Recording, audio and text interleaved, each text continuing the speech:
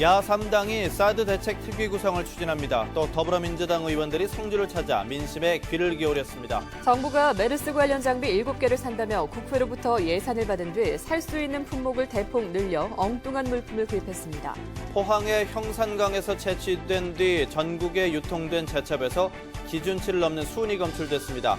하지만 포항시는 한 달이 넘도록 조치를 하지 않아 여전히 제첩을 채취하고 있습니다. 최근 고속도로 터널에서 대형 차량 사고가 잇따르고 있지만 긴급 상황에 대비해 설치된 CCTV는 사각지대가 많아 무용지물에 가깝습니다. 여러분 안녕하십니까? 8월 4일 목요일 아침 대구 MBC 뉴스투데이입니다. 폭염주의보로 완화됐던 폭염이 다시 경보 수준으로 높아지면서 어제보다 더 덥고 불쾌감도 심하겠습니다. 아침에는 안개가 또 오후에는 소나기가 예보돼 있습니다. 자세한 날씨 소식 이시정 기상캐스터입니다. 네, 오늘부터 남은 한 주 동안은 다시 더위 대비 단단히 하시는 게 좋겠습니다. 폭염주의보로 한 단계 완화됐던 대구와 경북 2개 시군은 하루 만에 다시 폭염경보로 격상되면서 낮 기온이 34도 안팎까지 오르겠고요. 오후에는 대기가 불안정해지면서 내륙 곳곳으로 소나기가 지날 것으로 예상됩니다. 이번 폭염의 원인은 중국 북부에서 가열된 공기가 우리나라 상공으로 유입되기 때문이고요. 기온 자체도 높은 데다 불쾌지수와 자외선 지수도 모두 높음 이상 단계까지 오를 것으로 보입니다. 낮 12시에서 오후 5시 사이에는 가급적 장시간 야외 활동 피하시는 게 좋겠고요. 수분 섭취를 자주 해서 열사병이나 온열 질환을 예방하시는 게 좋겠습니다. 오늘 아침 곳곳으로 안개가 다소 짙습니다. 평소보다 대구는 가시거리가 5분의 1 정도 수준이고요. 청송도 가시거리가 1km 안팎까지 좁아져 있습니다. 한편 이번 폭염은 당분간 쭉 이어질 것으로 전망되고 있습니다. 날씨였습니다. 야당 의원들의 성주 방문이 잇따르고 있습니다. 어제는 더불어민주당 일부 의원들이 성주를 찾아서 사드 배치 반대를 당론으로 채택할 수 있도록 적극 노력하겠다고 밝혔습니다. 한편 야3당은 사드 문제를 국회에서 다루기 위해서 국회 사드 특위 구성에 합의했습니다. 한태현 기자가 보도합니다. 성주 군민들의 박수 속에 더불어민주당 국회의원 등 7명이 간담회장에 입장합니다. 이들은 성주 군민들과 함께 사드 배치 차례를 이끌어낼 것을 다짐했습니다. 절차가 중요하기 때문에 절차가 정당하다면 국민들은 그 결과를 받아들입니다. 그렇지만 이번에 사드 배치, 성주 사드 배치 결정 어느 것 하나도 절차를 지킨 게 없습니다. 제1야당이 사드 배치 반대를 당론으로 채택하지 못하고 있는 데 대한 성주 주민들의 질문에는 당내에서 사드 배치 반대 의견을 내도록 독려하고 있다고 밝혔습니다. 종북 좌빨이라는 욕을 먹을까봐 너무너무 불안해하고 겁을 많이 먹고 있습니다. 저희 내부에 이 민주정당으로서 당원들의 투표로 결정된 당대표가 이끌어가는 그런 형태가 게 아닙니다. 성주 군민들은 국회의원들의 이딴 방문이 단순한 방문에 그치지 않기를 주문했습니다. 방문으로 끝이고 눈도장 찍는 걸로 끝이는 게 아니고 이거 좀 국회 차원에서 이 졸속 행정한 국방부를 좀 불러 세워서 집행을 해야 될 거 아닙니까? 더불어민주당, 국민의당, 정의당, 야3당 원내대표는 국회에서 만나 사드 대책 특위 구성을 새누리당에게 제안하는 등 모두 8개 사항에 합의했습니다. 한편 사드 배치 철회 성주 투쟁위원회는 미국 민주당 힐러리 클린턴과 공화당 도널드 트럼프 대선 후보에게 공개 질의서를 보내 한국의 사드 배치에 대한 입장을 요구했습니다. 또 오는 15일 광복절에 성주 성박숲에서 5천여 명이 참가하는 대규모 걸기대회를 열고 군민 815명 이상이 참가하는 삭발식을 갖기로 했습니다. MBC 뉴스 한태현입니다. 한편 박근혜 대통령은 오늘 오전 10시 청와대에서 대구 경북 지역 새누리당 국회의원 11명을 만나서 사드 성주 배치와 관련한 지역 민심을 듣고 협조를 당부할 예정입니다. 오늘 참석하는 의원들은 성주가 지역구인 재선의 이완영 의원과 곽대훈, 추경호, 백승주, 장석춘 의원 등 대구 경북의 새누리당 초선 의원 10명입니다. 박 대통령은 이 자리에서 사드 성주 배치와 관련한 대구 경북 지역 민심을 듣고 정치권의 협조를 요청할 것으로 알려졌습니다. 또 대구 지역 의원들을 대상으로 K2 군공항 이전 문제에 대한 의견을 듣고 해법을 논의할 것으로 예상됩니다. 최근 고속도로 터널에서 대형 차량 사고가 잇따르고 있습니다. 그런데도 긴급 상황에 대비해 설치한 CCTV는 사각지대가 많아서 무용지물에 가깝습니다. 보도에 장미쁨 기자입니다. 지난 1일 밤 울산 포항고속도로의 한 주유소에서 물이 섞인 기름을 넣은 차량 여러 대가 터널 안에서 갑자기 고장으로 멈춰서는 아찔한 일이 벌어졌습니다. 한 30분 사이 동시간대에 전 보험사가 거의 다 일이 떨어져가지고 일이 좀 동시다발적으로 떨어질 일이 없거든요, 고속도로에.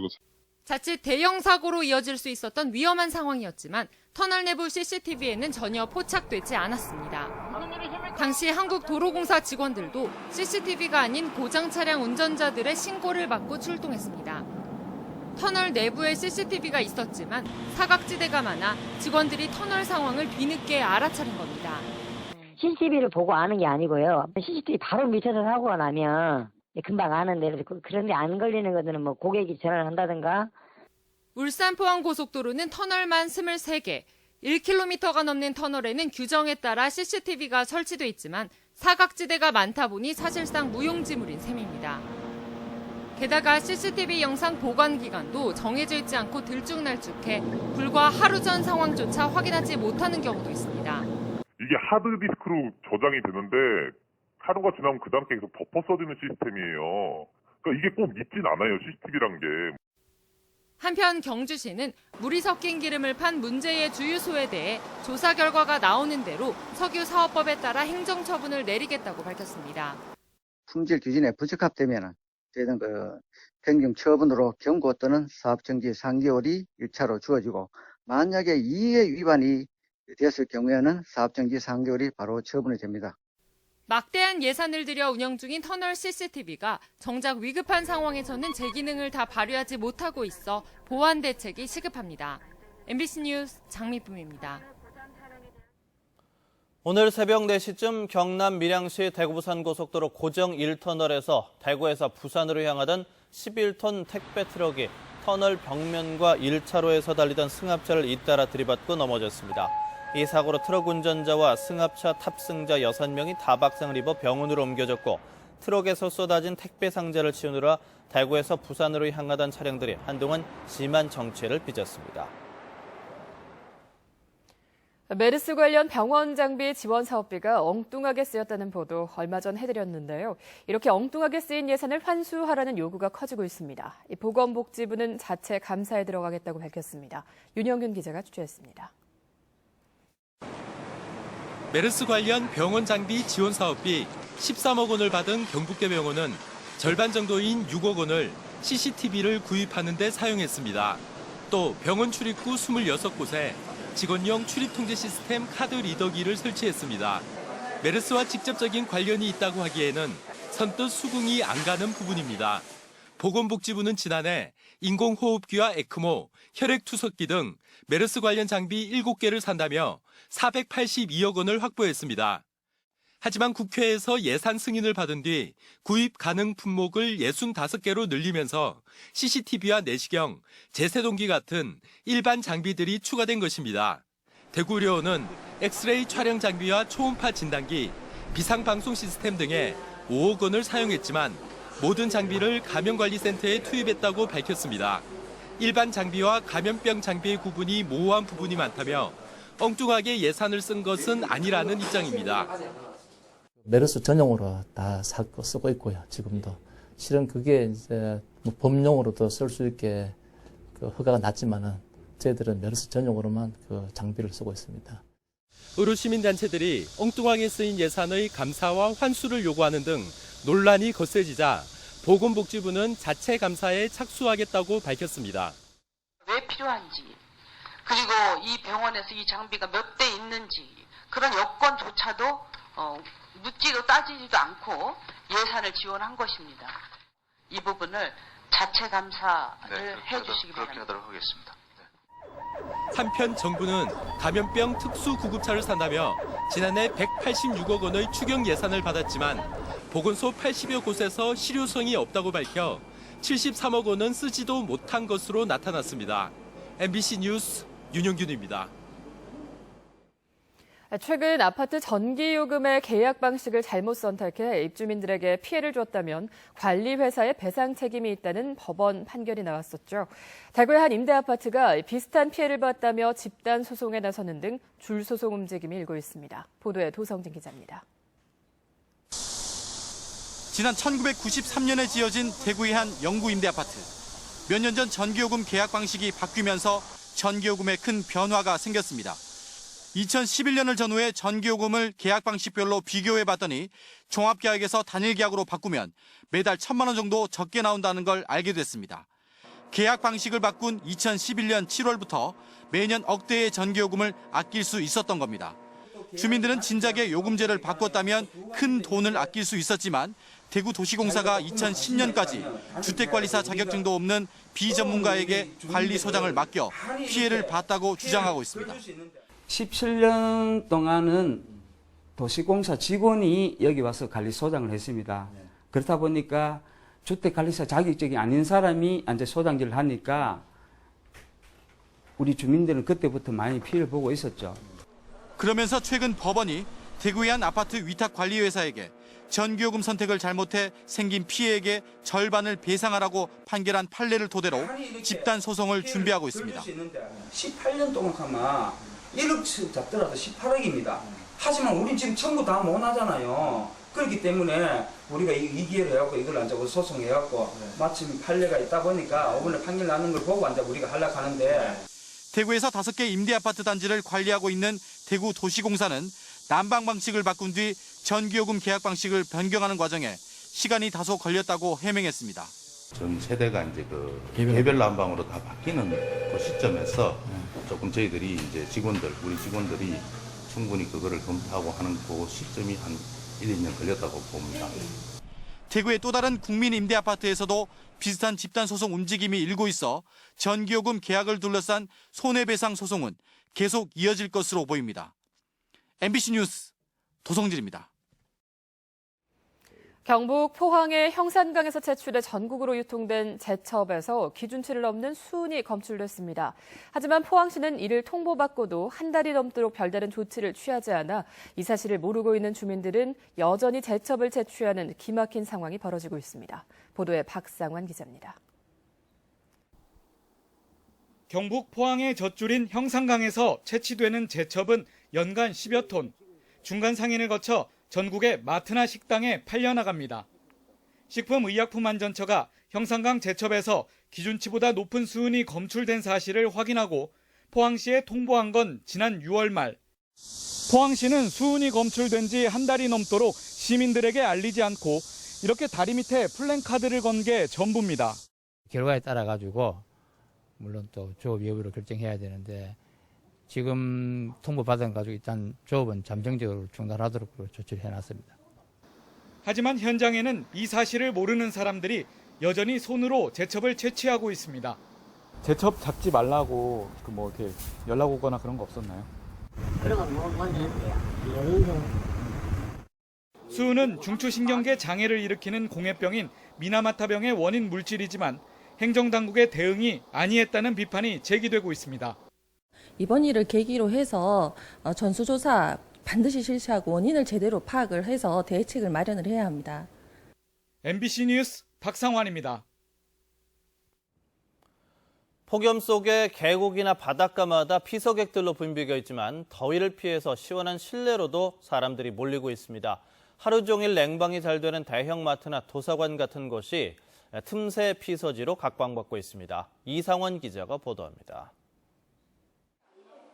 어린이들이 옹기종기 모여 앉아 독서 삼매경에 빠졌습니다.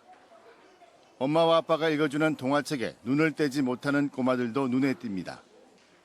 연일 폭염이 이어지자 시원하게 냉방이 잘 되는 이곳 도서관은 하루 종일 더위를 피하려는 사람들로 가득 찼습니다. 밖에 날씨 되게 많이 더운데요. 아기랑 도서관에서 책 읽으면서 시원하게 보낼 수 있어서 너무 좋은 것 같아요. 대형마트는 요즘 무더운 한낮에 손님들이 가장 많이 붐빕니다. 장볼 계획을 세운 사람들이 이왕이면 더워서 집에서 버티기 힘들 때 장을 보러 나오기 때문입니다. 대형마트에 따르면 이달 들어 평일 매출이 주말 매출을 앞질렀습니다. 집에서 너무 답답해가 그래도 에어컨을 좀 돌리는데 조금 전기세가 너무 많이 나오니까 또 이렇게 돌아다니게 됩니다. 학교 유치원 방학에다 휴가철까지 겹치면서 미술관이나 실내 놀이터 같은 곳도 피서객들이 줄을 잇고 있습니다. 냉방비 없이는 버티기 힘든 찜통 더위가 이어지면서 시원한 실내를 찾아다니는 피서 인파가 늘고 있습니다. MBC 뉴스 이상원입니다. 포항의 한 초등학교 학생들이 만든 단편 영화가 부산국제 어린이 청소년 영화제에서 당당히 2위에 입상했습니다. 시나리오부터 연출, 연기까지 온전히 초등학생들의 힘으로 영화가 완성됐습니다. 이규설 기자입니다. 포항 한구초등학교 학생들이 만든 영화 할머니의 눈물입니다. 유관순 열사의 친구인 한 할머니가 치열하고 뜨거웠던 3.1운동 당시를 회상하는 내용입니다. 3월 1일에 여기서 3.1운동합니다. 지키지 않게 조심하시오. 꼭 들고 오시오. 영화 제작은 시나리오 작성부터 촬영, 연기까지 학생들이 직접 했습니다. 고학년들은 주로 글쓰기와 촬영, 편집을 맡았고 저학년들은 배우로 출연했습니다. 힘든 작업이었지만 동생들을 잘 다독이며 이틀 만에 5분짜리 영화를 촬영했습니다. 아까 말씀드렸다시피 저희가 팀워크가 되게 좋아요. 그래서 되게 빨리빨리 진행해서 그런 힘듦을 만회했던 것 같아요. 제11회 부산국제 어린이 청소년 영화제에서는 아이들의 예술적 감성을 잘 표현했다는 평가를 받으며 207개의 출품작 가운데 당당히 2위에 올랐습니다. 예술적 체험도 하고 그리고 감성을 문화적 감성을 좀 느끼도록 하고 이름으로써 아이들이 창의성과 인성을 좀 발달시키는 데 도움이 되었으면 좋겠다고 생각을 해요. 학생들은 용기사탕이란 제목의 새로운 단편 영화 제작에 들어가 뙤약볕 아래에서 구슬땀을 흘리고 있습니다. 영화를 촬영할 시간도 부족하고 장비도 열악하지만 초등학생들은 열정 하나를 무기로 영화인의 꿈을 키워가고 있습니다. MBC 뉴스 이규설입니다. 경북교육청은 학교 동아리 활동과 가족 캠프를 활성화하는 등 학교 폭력 예방 대책을 수립해 추진해 나가기로 했습니다.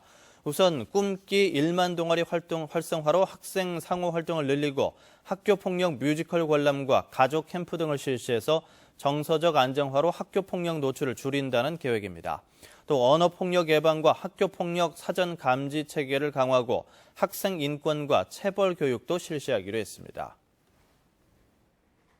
중소기업 10곳 가운데 7곳은 어음제도 폐지에 찬성하는 것으로 나타났습니다.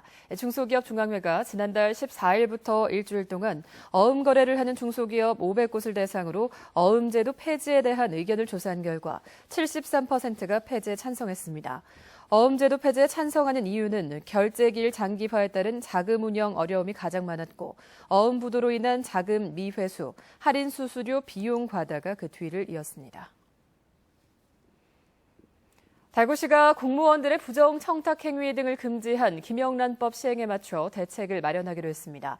달구시는 김영란법 시행과 관련해 감사관실에서 달구시 자체 공무원 행동준칙을 마련할 예정이라고 밝혔습니다. 또 불필요한 범법 행위가 발생하지 않도록 사례별로 관련 내용을 담은 자료를 만들어 공무원들에게 배포하기로 했습니다. 달구본부 세관은 외국인 관광객이 출국할 때 내국세 환급을 빨리 받을 수 있도록 내일부터 대구공항 국제선 대합실에 24시간 이용할 수 있는 내국세 환급금 무인 지급 단말기를 설치합니다. 세관은 해마다 중국 등지에서 대구를 찾는 외국인 관광객이 늘고 있지만 환급 창구가 없어 출국 후 한 달 뒤에나 계좌 송금으로 환급받는 불편을 겪고 있다고 설명했습니다. 내국세 환급 제도는 외국인 관광객이 국내 면세점에서 물품을 산 뒤 출국하면서 반출 신고를 하면 물품을 살 때 부과됐던 부가가치세 등 내국세를 환급받는 제도입니다. 안동 봉정사와 영주 부석사 등 한국의 전통산사 7개 사찰이 문화재청 세계유산 분과위원회 심의에서 내년 세계유산 등재 신청 대상으로 조건부 선정됐습니다. 이에 따라 이들 사찰은 오는 11월에 심의를 거쳐 내년 등재 신청서를 제출하고 실사를 거쳐 오는 2018년이면 세계유산 등재가 최종 결정될 것으로 전망됩니다. 이들 사찰은 한국 불교의 신앙적인 기능을 비롯해 수행자의 삶과 문화를 포함한 의례가 고스란히 내려오고 있어 살아있는 문화유산으로 평가받고 있습니다.